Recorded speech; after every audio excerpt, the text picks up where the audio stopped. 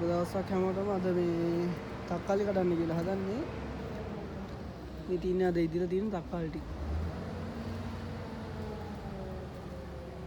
බාන කොහොමද කියලා.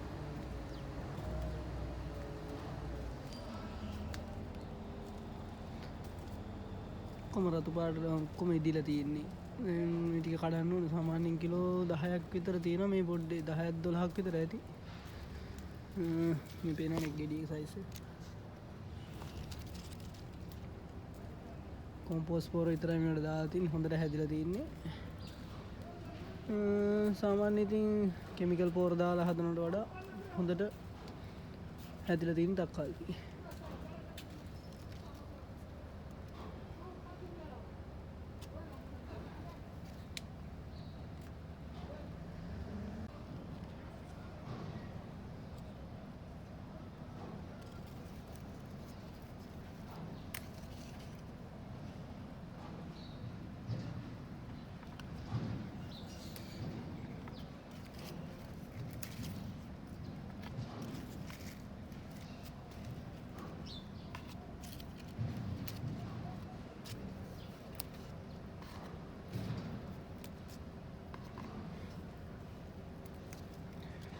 සාමාන්‍ය කෙමිකල් පොර දාලා හදනවට වඩා හොඳට මේ හැදිලා තියෙන තක්කාලි ගෙඩිය.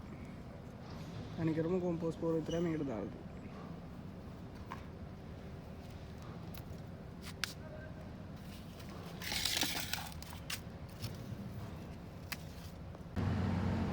මේ තියන්නේ අර පැත්තෙන් කඩාගත්තු තක්කාලි ටික.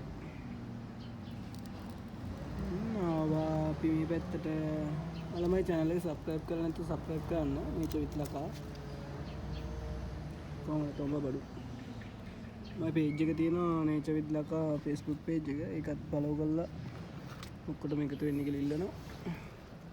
කොම්පෝස්ට් පොර විතරක් දාලා හදපු තක්කාලි.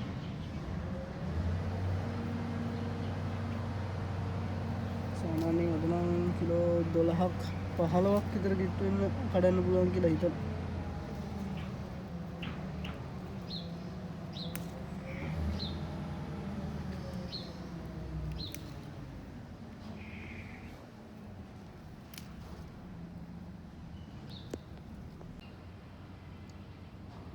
මේ තියන්නේ අද කඩාගත්තු තක්කාලි ටික හිතුවට වඩා ප්‍රමාණයක් අද තියෙනවා.